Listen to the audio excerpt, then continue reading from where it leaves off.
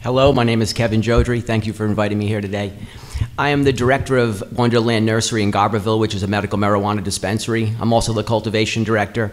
I've been involved in cannabis for decades. I was actually involved in international drug interdiction at one point when I was in the Coast Guard. So my experience with cannabis are unique compared to a lot of people. But as Sheriff Downey so eloquently stated, there has to be something that takes place with what we're doing so that we either know how to behave and how to proceed. We have such an incredible opportunity with the medical advances that we see with cannabis that to not be able to go that route and to look at it objectively is a crime. But at the same time, the enforcement of the situation has to be regulated. You have unregulated production of a product that in any other industry wouldn't take place.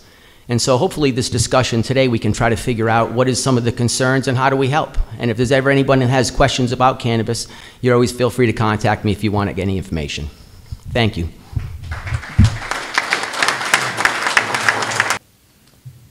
Good afternoon. My name is Richard Marks, and I am an organizer for California Cannabis Voice Humboldt. I'm also an elected official with, thank you. I'm also an elected official with the Humboldt Bay Harbor Recreation and Conservation District as a commissioner. I'm also a director with North Coast Rail Authority, and I'm also on the Humboldt Domestic Violence Services Executive Board. So I have been involved in this community, and of course cannabis has touched me as it has anybody else in this room right now. What I was hired to do was to facilitate a process where we can create an ordinance that would be good for Humboldt County and help the growers who want to be responsible and try to, like Sheriff Downey had talked about decriminalizing the thing and try to become and legitimize the process. And so the people out there who are cannabis growers for medical purposes can actually be brought into and humanized by this community instead of ostracized. And so, like I said, I'm excited that we're going to have a stakeholders meeting on October 22nd. There will be a lot of people in this room that will be invited for that process, and that's to actually create an ordinance on the run that hopefully we can pass through the Board of Supervisors to, you know, before 2016 and hopefully be on the forefront instead of the back front. So thank you very much. Wow. I'm Luke Bruner. I am the treasurer of California Cannabis Voice Humboldt. I'm one of the 2 founding officers of that. I'm also the business manager at Wonderland Nursery. And a thing that's really important to me today is the matter of community integration. And it's a little overwhelming to me, and I can think of no better place for this sort of meeting to take place at than a Rotary Club. But going forward, Humboldt County is going to go through a process of integration and a process of change. And we have an opportunity, I feel, to provide leadership to the rest of the state of California on how to go about doing these things, how to get it right with the environmental matters, how to get it right with the regulatory and the zoning and the business matters and the nuts and bolts of all of these things, but also how to get it right to bring a community that has in a lot of ways been in the shadows and been hidden into the light, and to be full and active participants in our society.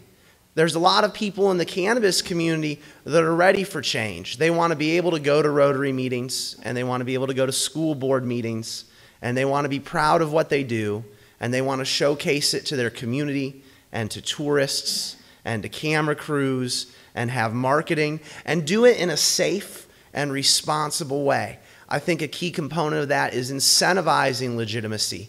And part of that incentivization is social incentivization. And I really want to thank the Rotary for allowing this to happen today, because this is socially incentivizing the cannabis community to be best actors and to be a part of the world that you guys have been helping to build. So thank you for having us today.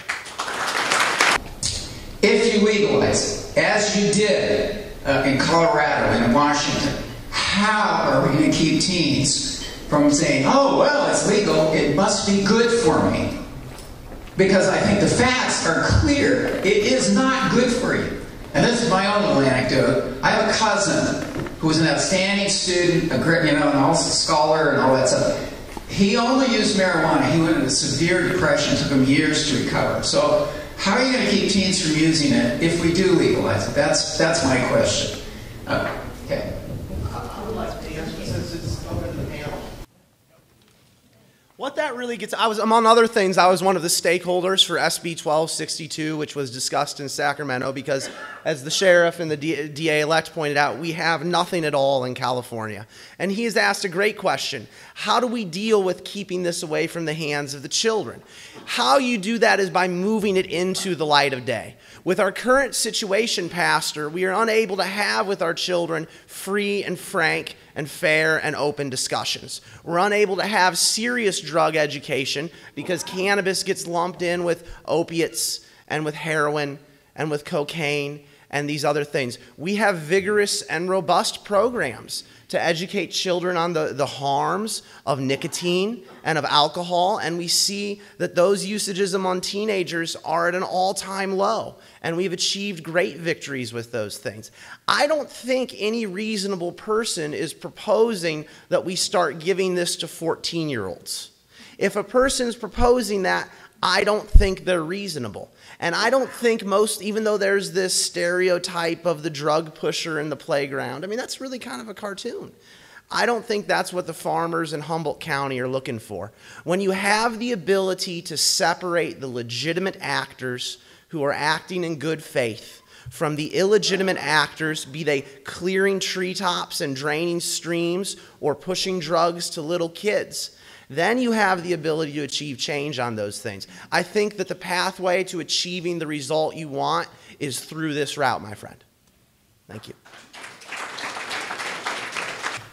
Okay, I'm going to take a little bit different approach because I want to talk about the incentivized program, and that is creating an ordinance that will actually help bring money into the county coffers through taxes.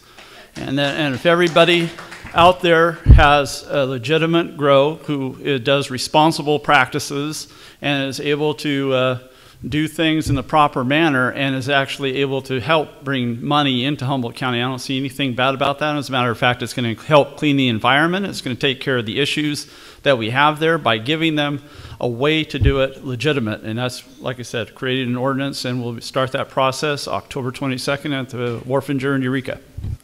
So you've got this farm, and this farm gets its permit, and it's growing its cannabis. And this cannabis has to go somewhere. And that cannabis is going to go to a dispensary. And every scheme or law that has ever been proposed in the state of California has said that every legitimate and licensed dispensary will have to get its cannabis from some sort of legitimate and licensed farm. So you have your legitimate farmer, and it's going to a legitimate source. And now he has an accountant and a lawyer, because the 10,000 farms in Humboldt County, every single one of them is going to need an accountant and a lawyer. And he says to them at the end of the year, you need to donate some charity, you need to fix this, you need to go join the Rotary, you need to be socially integrated. Really though, you hang out with the people and you influence them over time. And you're going to chat with these people, and they're going to tell you about this guy across the street from them and what he's doing, and that he's not licensed and he's draining the stream. And because that guy is now going to realize that, whoa, that competitor over there has an unfair advantage. He's cheating. If you're a dairy farmer and someone sets up a dairy farm and is not following, I presume there's agriculture health rules, I don't know, vaccinating the cows or whatever you do, the community itself is going to step up and say, that's wrong. As soon as you take away beating people with the stick and you give them the carrot of incentivization, and you add the component of let's get some voluntary compliance over 5 and 10 years, you're going to have 10% of people a year, 20% a year that are going to want to come online, and they're going to want to be the good actors, and they're going to want to do the right thing because it's easier and it'll be more profitable, and you'll get to be part of a community. That's what I think is going to happen with that. In Humboldt County, if you're a dispensary within the county limits itself, there really is no set program for the procurement of it. You can't use USDA organic standards because it's federal, so that no organic word can be applied to cannabis. What the cannabis industry did was it created its own model of a regulatory system called Clean Green Certification, and Clean Green Certification is based off of USDA ag standards. The individual who does the Clean Green is also a USDA inspector. If you are dealing with dispensaries and you have this Clean Green certificate, it allows you to sell your cannabis at a premium. But the issue is that there's no set standard throughout California. It's not in any way standardized. And what is the incentive for the individuals to reveal themselves? That's the issue. What we've used is the stick. We keep talking about incentives, but the stick has been the incentive. It didn't do a very good job. If one was able to say, if you operate under a standard where your water usage is somehow determined to be fair, your standards are fair. Why do you not, before you obtain marijuana, ask the producers to show you their land use permit? They can't. There is none. But there is none right now. There is no set. I understand, but there is no. They will do it legally. They will get water. You're asking me as if I bought the product, but I don't. I know, but you're asking me to speak for myself and for the industry, and we're two different people. We don't purchase cannabis from anyone. So therefore, it's a moot statement. But the second part is, why don't people go through the regulatory process to buy cannabis? Because there is no set regulatory process. There is no guidelines in place right now. And that's the issue. If there was, it would be very simple, but there's none. Thank you. We have 8 minutes.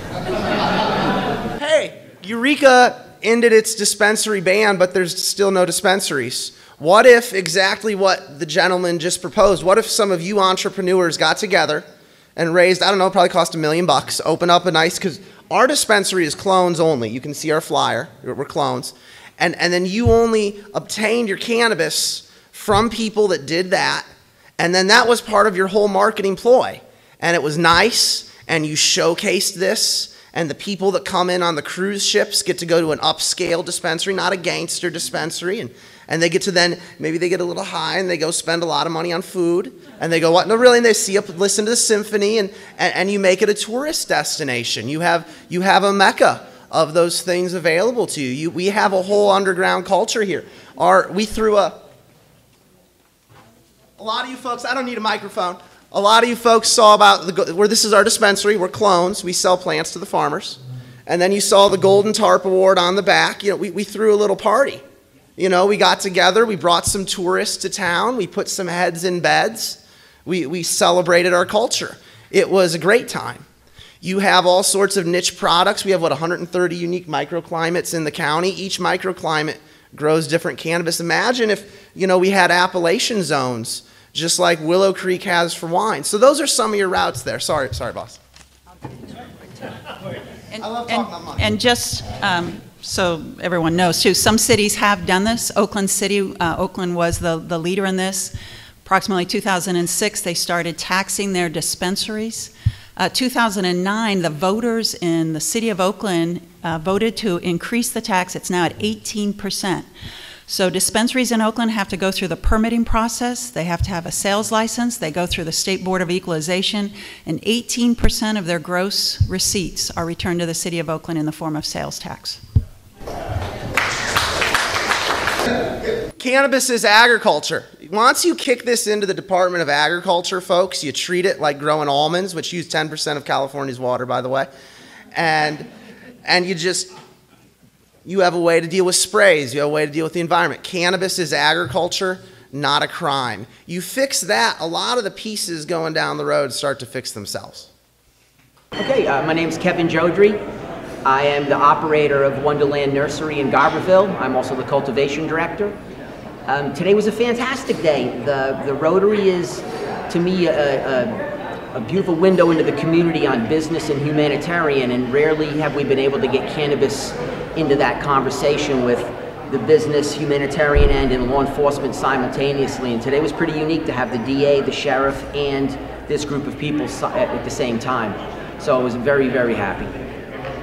If we can talk about ethical and unethical, it's a little easier. Where ethical cultivation is where you're not trying to destroy the watershed, you're not destroying the land that you're working on, you're trying to actually be a normal farmer of an agricultural product. And the law enforcement concern is extremely valid, because, especially because of the drought year we're having, with the excess production that's unregulated, you're seeing tragic destruction to the watershed. And so his concerns are completely valid, and for us that are cultivators and individuals in the industry, it's valid also. It's not that the cultivators don't agree, it's just a matter of trying to get it to where you have individuals who are willing to go forward and be permitted, and the county not persecute them for that act. And then if they ever do get visited, they're not in trouble, and anyone else that's not permitted, they have to deal with the consequences. There has to be some way to separate people who behave responsibly from people who don't. The thing that I would like to see most is this subject looked at rationally. Humboldt County is extremely dependent on cannabis as a product financially, and culturally it is woven like a thread throughout it. And what I would like to see, if possible, is more meetings like this where you get to have law enforcement, the community, and cultivation people get together so we can figure out how do we work through this and move forward.